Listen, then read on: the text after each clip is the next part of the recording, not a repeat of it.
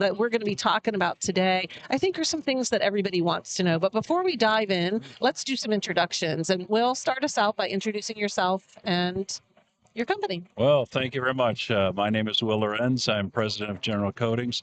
We're a manufacturer of spray foam roofing, as well as roof coatings, acrylic, silicones, and urethane. And just glad to be a part of this show that we've been a part for decades. And Yeah, just an amazing show here back in Vegas. yeah. And Josh? Hey, Josh Winkler. I'm the director of sales for specialty applications and fire shell businesses and anything niche and different and cool. Which is part of ICP Group, as is Handy Foam. You'll see the logo back there. They're our sponsor for the soundstage today, so thank you. They've made this conversation possible. So let's start with our first question. What are you seeing in terms of growth in the use of spray foam in construction overall? And are certain areas seeing more growth than others? Uh, it's very cyclical. Right now, there's a lot of growth in a lot of specialty applications. I'm seeing spray foam roofing becoming much more popular than past years. And as the industry is evolving, it's becoming more popular, more widely accepted, which is exciting for everybody. Yeah. Well, you're agreeing. Yeah, we agree. Spray foam roofing for a while was quite flat, and we didn't see the direction kind of happening there. And it's just a great seamless monolithic product. And then we're seeing emerging of use of foam in the concrete lifting. So slabs that have sunken in, you could put foam in there and then lift them up. And of course, the big elephant is insulation and air sealing, and the products that they're using to get a building to perform to low ACH and be well insulated are just cutting edge products that I think are going to kind of dominate in the marketplace in the next 10, 20 years. What are some of the reasons you think that we're seeing that growth, especially in the roofing, which you mentioned?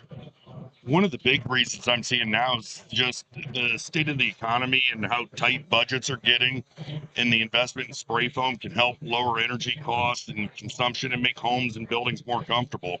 And the more that's able to happen, the more people accept it and they talk, and it just helps grow. And then they learn about concrete lifting and all the other fun stuff that's out there that can be done. It's so versatile, right? You can do so many things with it. Let's talk about as people are learning, because spray foam's not new, especially in roofing systems, right? Well, it's been around a long time. It's been around since the 70s and 80s, so for sure.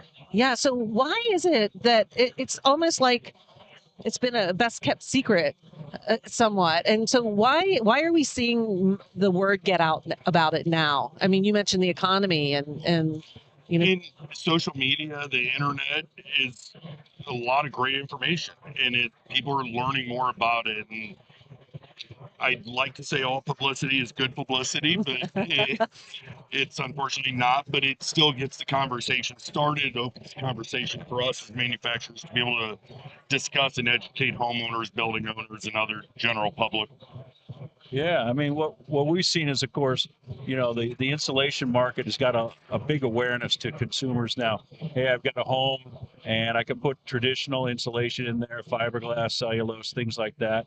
And wow, this spray foam stuff really works. It saves energy. Or they put a sealant material around, the windows and all the doors and so forth. They find suddenly, their air leakages are dropped. The homes are saving money. People have more take home now to keep and invest. And so spray foam roofing has jumped and taken advantage of that by building that awareness again of, hey, what could I do on my flat roof here or my commercial low slope building? And spray foam is becoming that answer, which is you don't always have to tear off that roof. You can do something with it. You can recover it with a spray foam, or you can build a sustainable system with spray foam roofing where once you put it on, you can continue to apply coatings over the top of it and get more than 10 or 20 years out of it. You can get 40, 60 or years by being efficient. Right. One of our contractors in this morning's contractor panel was talking about, the value of being able to add R value and add insulation to an existing roof system in a pretty much painless manner. That's exciting, being able to add that, create the full building envelope and having the building completely air sealed so the building stays controllable by the mechanicals. Yeah. Yeah, I mean, in California, they originally required, I think, R10 as an additional insulation if you have a recover system. So, many times spray foam roofing goes down. There's an existing roof, a build up roof, modified, uh, and so, or a metal building, and they don't have much insulation. So, the codes are saying, well, let's put a little bit more insulation, some continuous insulation on the outside.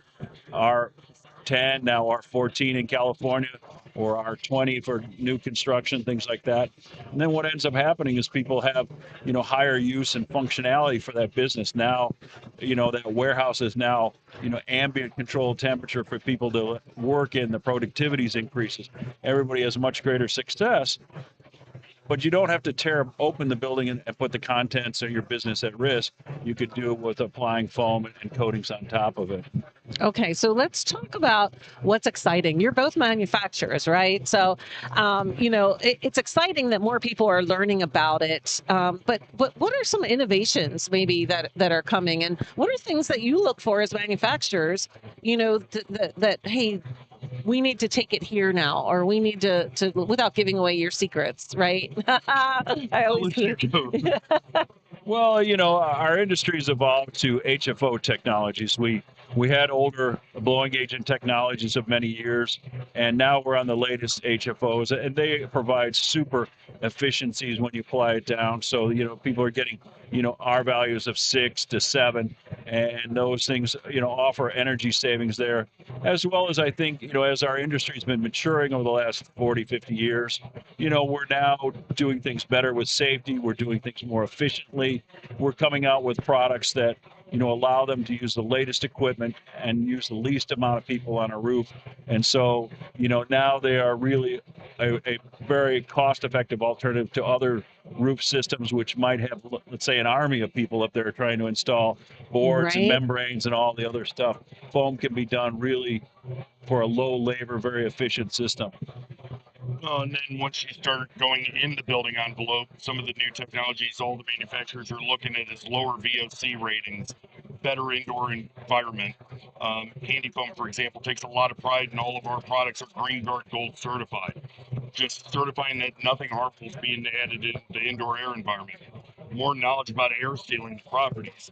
I see your air seal badge on your lapel. Yeah. That's an exciting development in SPFA that's helping everybody grow. American Chemistry Council. Yes, I messed Spray that Foam one. Coalition. Yeah. Spray foam coolage. Yeah. But those type of things are exciting for the industry, and it's all the manufacturers coming together and working to educate the public and make the entire industry stronger and better. Okay, so explain to me, the general public here right now, what the Air Seal Initiative is.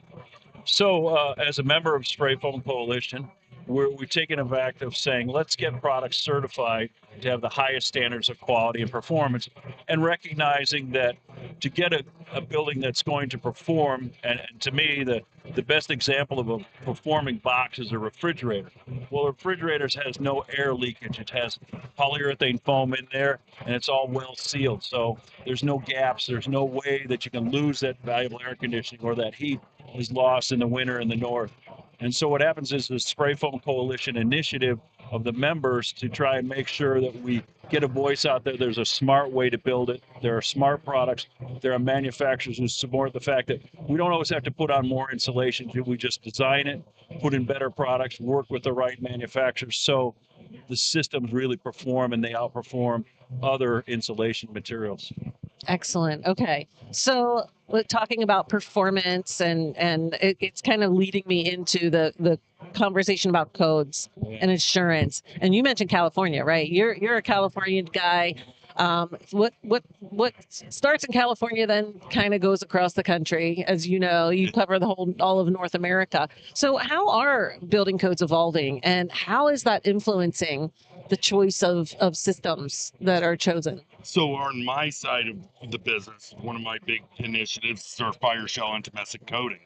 In the intumescent coatings and fire protection and creating a safer building to give homeowners and building occupants more time to get out is becoming a very hot button issue, especially with the growth of wildfires. That's on everyone's mind.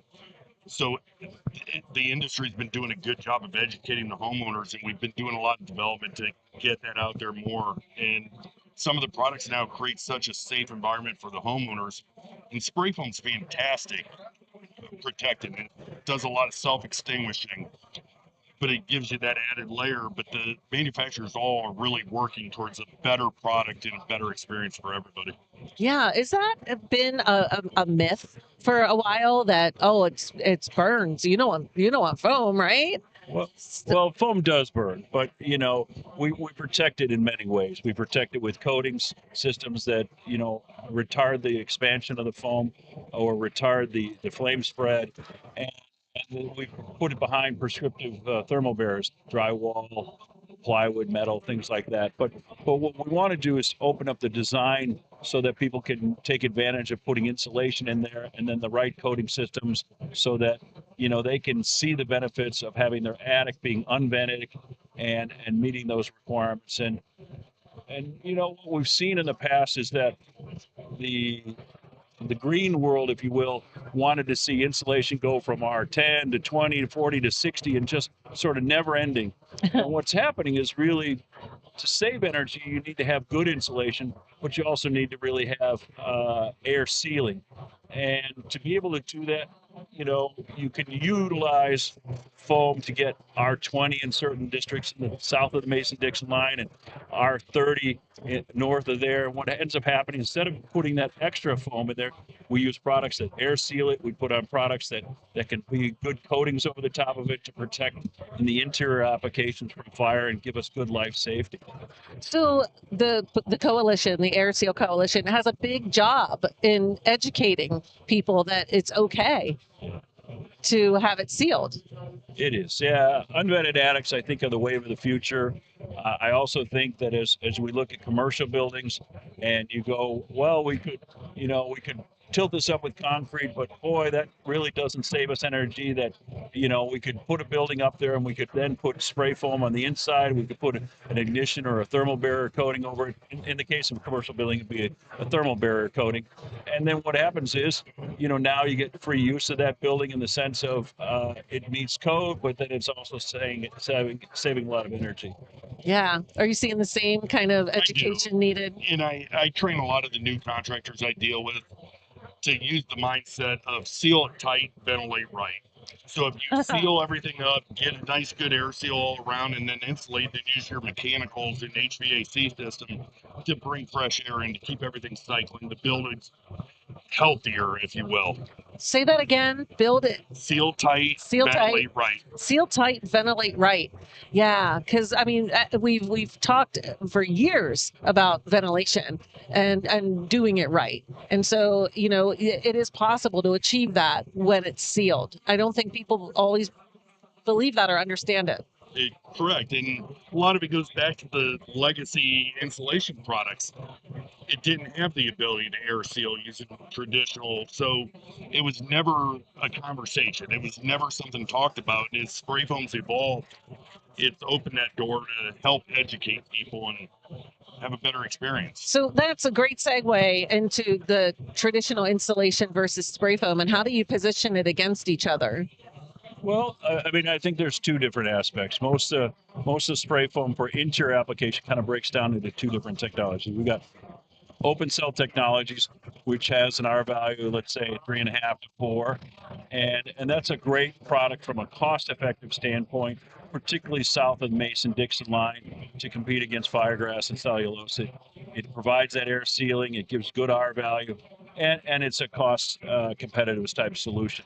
When you get north of the Mason-Dixon line, where you see snow on a routine part of the year, closed cell foam is a great solution up there because, like your refrigerator, it can handle that lower temperature well, doesn't have condensation issues if installed properly, and it's just a product that has legacy years of performance, whether it's been around big CO2 tanks or whether it's been around commercial buildings on the outside as an air barrier product. It's just done the work really well. Yeah. Yeah, and to echo what Will said, I mean, he nailed it.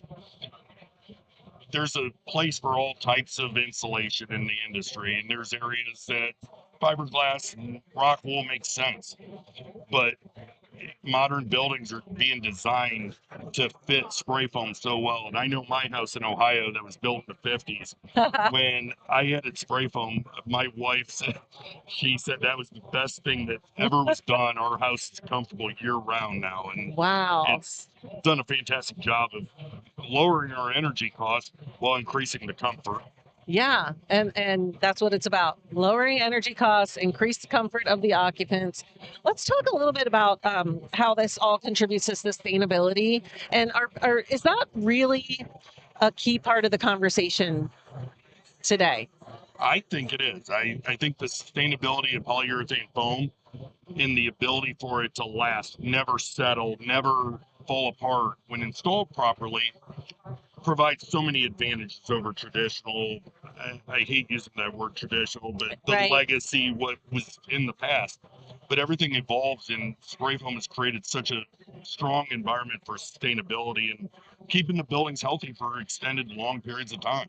Yeah. Yeah, I mean, spray foam is a product when it goes onto the wall, it's two components that start reacting, and it's very tacky. So it likes to stick into all corners and seal up all nooks and crannies, and then it expands outward, and it provides that gap, that thermal break, so that insulation really does perform. It also acts as a way of preventing bulk air movement.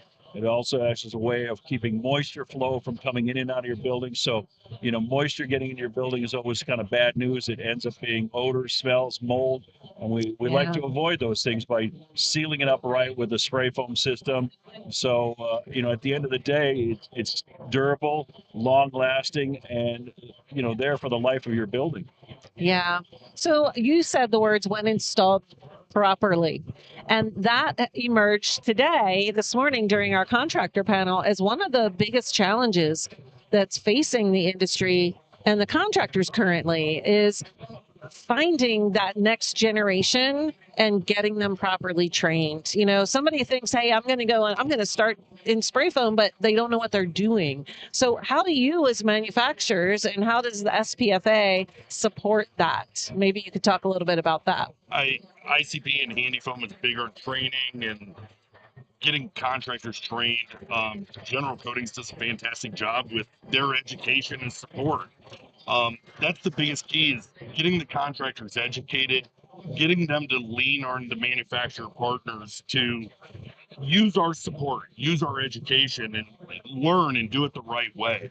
And the more we all continue that education and getting contractors certified, like through the SPFA, PCP training certification, is a huge upsell. And that's anyone new to the industry, I push them to do that. Right. Now that was happening here Exactly. all Yeah. weekend. Yes, yeah. So, people can take the online courses, they can take the manual courses here, and then they've had the field exams the last several days here where people who are advanced and have years of experience can prove themselves and get certified. It wasn't set up as a training. The training stuff's online or with the manufacturers, but it's to prove out that you're going to get a certification card, that you're like a master installer with great capabilities to install it safely, with high quality and high performance. And that's what we want to see in the industry.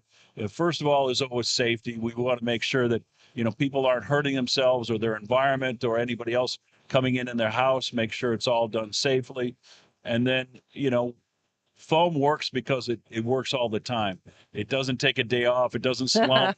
It doesn't fall out. It sticks and stays there. And we want to make sure that people install it right and have the quality that their customers expect from them. Now, were you both at the general session this morning with the industry expert panel? Yeah. I was there for Great. part of it. Yeah. And there was talk of, that specifying that the installer have that certification, that's something that's being worked on. I don't know how familiar you are with that, but maybe in the big realm of specifications, how do we get more spray foam systems specified? Well, I think it's twofold. One, the ask there was also to try and get whatever insulation specification or roofing specifications you're putting out there says utilize the SPFA PCP as a level of requirement for that job. And so I think that's very important. we're a supporter of that. We've got to get more people in this industry to get their certification. So we're sometimes right now the chicken and egg. I think if you saw the numbers there's probably 300 or so contractors that have PCP certified. That's fantastic news, but there might be 10,000. So we got a lot of work to do with spray foam, SPFA, to try and get more people up to speed, get them trained, so it becomes the norm. I know, go back to the 80s and 90s when I saw specifications coming out about spray foam. They cited some of the 102, 103, 101 type of testing or training courses that they had to do. And so, we're headed in that direction so that PCP can be the standard out there. Now, manufacturers have their things, but we want to really just find a way to keep raising the bar so that everything's more successful and people, install the right products that, homeowners and building owners are satisfied with.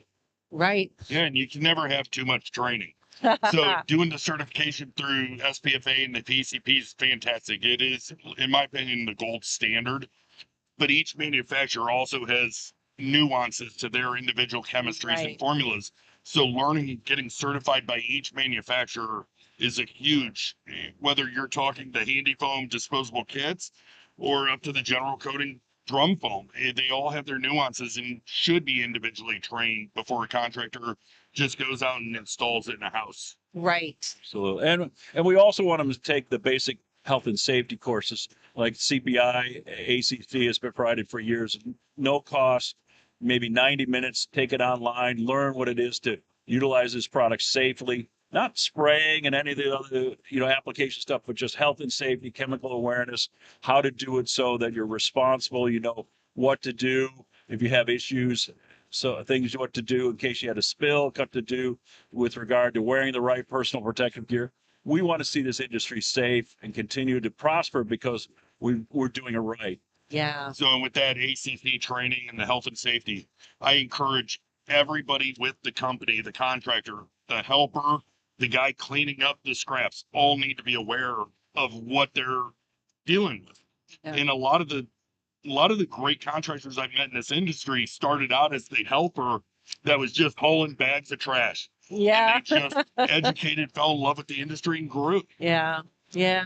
Yeah, it's a very entrepreneurial group. Everybody it is training on the job in many sense. People, without having a formal mentor program, our industry has mentored itself with a lot of great, owners of business who's helped, their employees get into the business as other contractors. One of our contractors this morning said, you've got that young 20-something-year-old that shows up every day, has the wants to do it, but just has a hard time getting some of those nuances. He said you have to have patience, right? You have to be patient. You have to support them and you have to help them because that is the future. And not be afraid to ask questions. I know a lot of the young people, whether it's online or in person, get a little gun shy. Hey, am I asking a dumb question? Yeah. Ask that dumb question. There's a lot of people in this industry that have learned a lot, made a lot of mistakes, learned the hard way. So why not take advantage of their stuff? And you're always going to have jerks somewhere online. You got to let it roll off. Right. There's so much good education in the companies, in the manufacturers, in the contractors. And everybody's very open in this industry to sharing what they know. And it's fantastic. So true. So true. Some of our panelists this morning were saying, hey, I've got a plan. I'll share it with you, like on how to grow your service division or how to use a certain tool. And they're like, no, we need more. We need everyone to, raise up and do well. So it's exciting to see the potential and the growth because go ahead, Will. Yeah, I mean, it's a giant family industry. If you look around, you can see so many people that start off with one company or started off with, one contracting company and now they formed their own or they're a manufacturer. What we all find is we all like this industry. We like what it stands for. We like that it does good things. It saves energy. It makes people's houses better.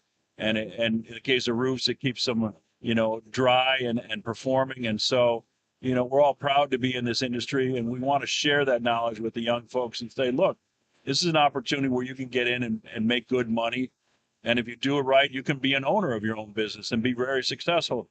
because some of us are a little on the other side of the curve, and that next generation has an opportunity to do well and prosper and really be owners too. Right, right. But then they have you with your years of knowledge, wisdom, and experience to help them find success in starting up the business. It is. It's fantastic. And over the last 15 years in the industry, seeing how open everybody is, the contractor that's owned his own business for 15 years is trying to help the new guy or his team create the same model and grow. And the manufacturers, and we see a lot of longtime contractors grow into manufacturer roles. Yeah. And sharing that knowledge with everybody. And it's such a unique industry because of that freedom to give the information, and nobody's hoarding it, and everybody wants everyone to succeed. Yeah. And there's folks with multiple generations. I know in our company we're on to generation 3 being a part of our organization, and so it's fantastic that we all see the value and the warmth that is in this industry to say, look, it's your son or daughter.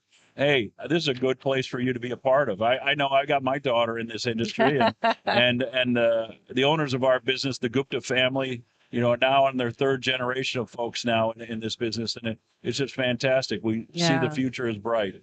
Yeah, a lot of families in this industry, for sure. So, we talked about some of the emerging trends. You mentioned briefly at the beginning about using foam to, they call it slab jacking. What? Yeah. That's one of the slab jacking, concrete lifting. Yeah, concrete lifting, all that. Like, are these relatively new applications and uses for spray foam? Yes and no. Yeah. They've been around for 20 years or more. Yeah, exactly. That they've been using it to stabilize concrete and do other geotechnical type applications. I think it's just grown in popularity over the last 5 to 10 years because people are learning about it. And it makes a really cool video when you're watching online of seeing the foam and so satisfying, right? So when the homeowner sees that, they're like, oh, why can't I do that to mine? And it gets the conversation started and gets us the opportunity to talk about some new cool stuff. Yeah. I mean, foam is one of these things where when you put it into the construction trade, it doesn't mean you have to tear it down and start over. Foam can fill voids, lift things up, waterproof, insulate stuff, just make it better, make it perform, make it save money, save energy. Many times, other systems are always, we've got to start from scratch, or we got to tear this all down. We got to start over. We got to tear up the concrete, put new concrete. No, man, what's the problem? It's sunk because the dirt below it's had, where it's settled or settled washed away. Yeah. So let's fill that up with foam and give it a stable platform to make it so that it's a usable thing. Your deck isn't sliding off, and it's easy and simple. And so these are emerging markets for all of us. You said a word in there that I want to point out. You said systems. Yes. Because it's not just foam, right? We're spending a lot of time talking about that, but maybe you can touch on the different kinds of systems. I'll let you start because the roofing system Sure. is in my head, the easiest to wrap my head around. So in most cases, polyurethane foam, in large applications of either insulation or roofing, is a 2-component system. You have an A component and a B component. Most of us all are manufacturing the B component side of it. That's where we put in all our little magic to make it rise faster, insulate better, do all this stuff. And then the A side is an isocyanate, which reacts with it when you spray or pour it out. And then what happens is that reaction causes the foam to start to cellularize, starts to polymerize, starts to expand, starts to fill gaps, seal things up, and then it cures. My analogy is always like bread. If you put it in the oven, what happens is you mix up the dough and then it rises up and then it hardens and cures. And foam is much that same way. And it really is a great analogy with bread because if your temperature's off, all of a sudden it does things you don't want it to do. Or you don't mix it right, you don't get you get flatbread. You don't get sourdough. So when the systems was brought up, my head went to a different place because I look at a house. Each assembly is a system of having compatibility with the substrate that the foam's being applied to. The foam, or in a roof, you have your roof main decking and then your insulator and then the top coat, whatever that may be.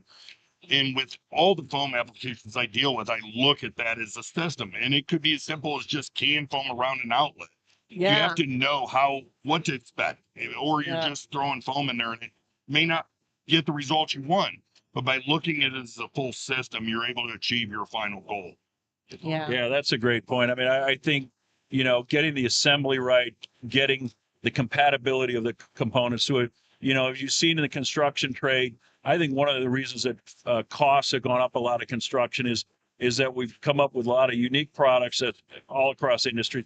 But then there's a challenge of compatibility and usability of all these things. And does A work with B, work with C to get what I want as the end roof construction or in the wall. And so as manufacturers were taking a look at, was how does that interact with this metal surface that might not be used to be galvanized or steel? Well, now it's Kynar, or a different kind of special surface.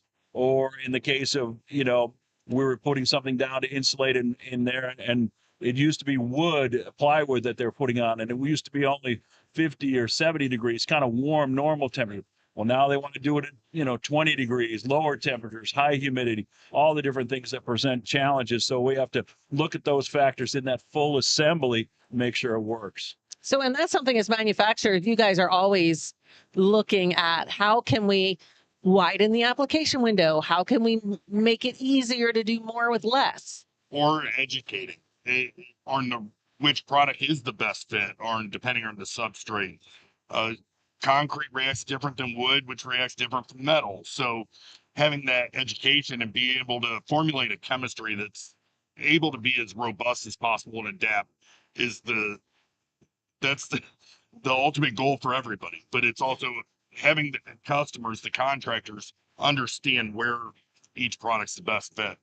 Right. I always go back to value. If you provide things that, someone perceives it as solving their solution that they have a need for, and do it in a way that, they can say, I spent this money and I got the value out of it. I got everybody satisfied that, like your home, put foam in there and suddenly, hey, your wife says, well, the energy bills were important, but that comfort is really important too. Yeah. So I got the value out of that investment that you made. And that's what our industry is trying to do here at this show, is show everybody the value of what spray foam can do in all these applications. Yeah. So if we took our crystal balls out and we look down the road 3 to 5 years, what are some of the things you're going to think that we'll be seeing more of in this industry, or what things excite you? Maybe it's opportunity.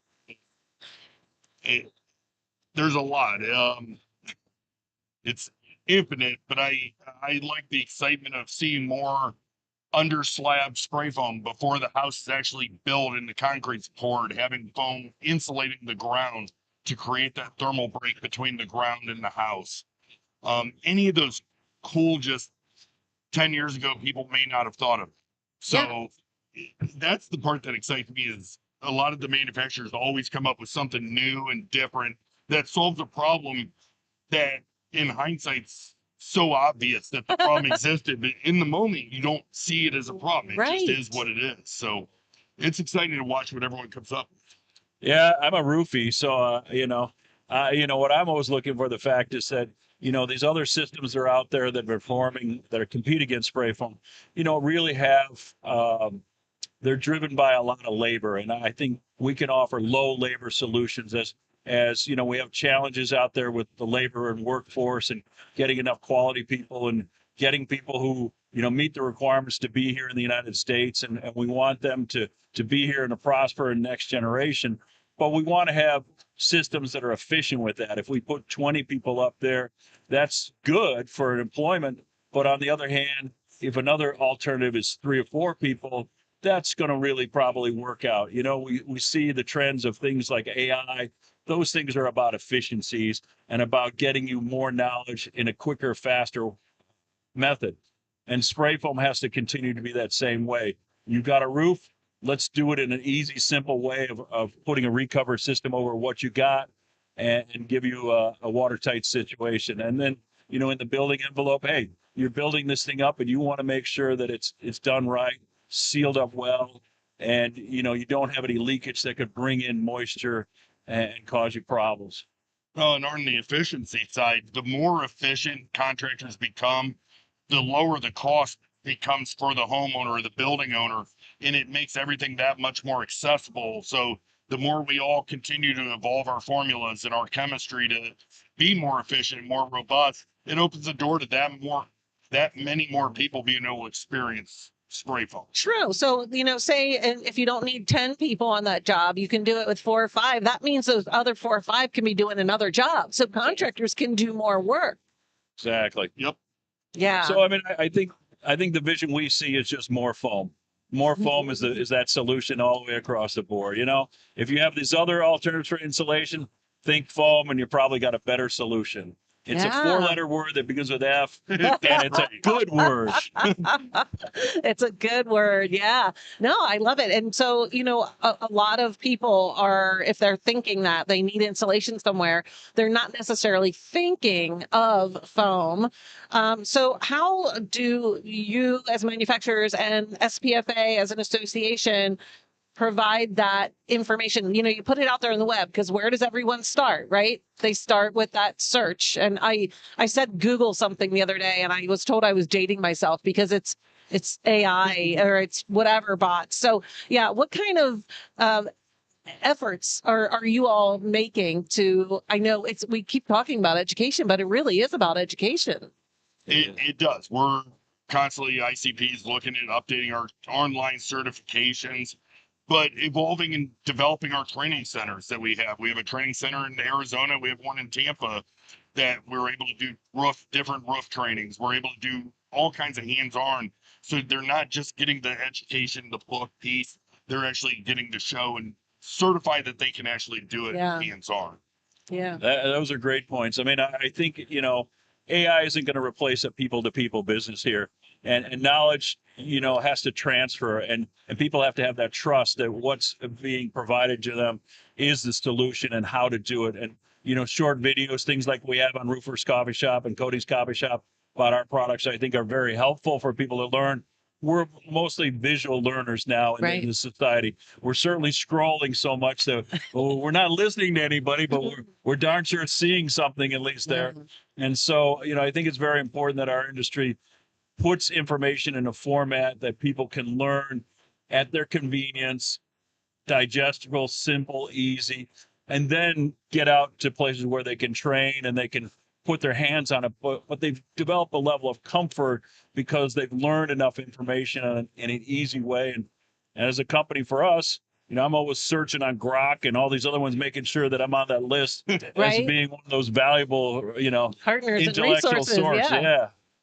So this is definitely the place to be if you're a contractor looking to expand, like foam, as a play on words there. Expand your offerings. We had somebody in our session this morning that hadn't been doing roofs. They were doing other, building envelope applications, but they wanted to get into it. So what is the best, I always say, come to an event like this, reach out to your manufacturer partners.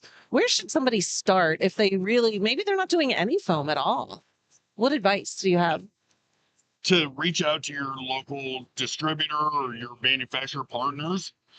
Look into SPFA. There's intro training courses from being an assistant all the way up through the master installer.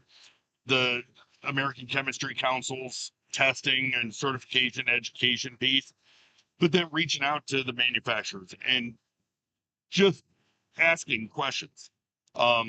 Talking to contractors, joining groups on similar to Spray Foam Worldwide. Yeah. There's so much information out there, and following groups like Roofer's Coffee, Cody's Coffee Shop, because you're talking to actual contractors and manufacturers and learning, and just, you're not going to solve everything in a day, but it'll get you to start to ask the right questions so that when we get asked, we can answer. Yeah. Yeah, I think it's networking. I mean, I think you have to take the initiative to go find either roofers, if that's the case that you want to get into, who are nearby you, see what their interest is, what they're doing, learn from them, join organizations, as you said. But I really think, the first part is just making that commitment that this is a new process and I'm going to have to invest time in it. And if I do it right and I'm committed to it, I can be successful because so many people have opened the doors for anybody, whether they come into America or they've been here a long time, that they can be an entrepreneur and do whatever's being offered here, whether it's concrete lifting, Yeah.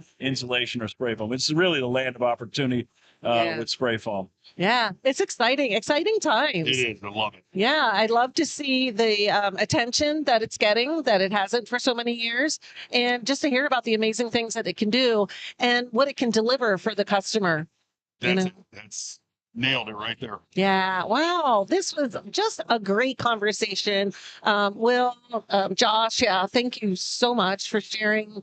This, like we said, it's an industry where people are willing to share and help others. That's what you two are doing right here, right now. I appreciate you having us. Yeah. Thank you indeed. It's been an honor. Yeah, thank you everybody out there for watching. We hope that you have taken some really important nuggets away from this conversation. We encourage you to learn more about spray foam. You can learn more about these two companies on their directories on Coatings Coffee Shop and Roofers Coffee Shop. And thank you to Handy Foam for sponsoring the soundstage and supporting these conversations and making them possible.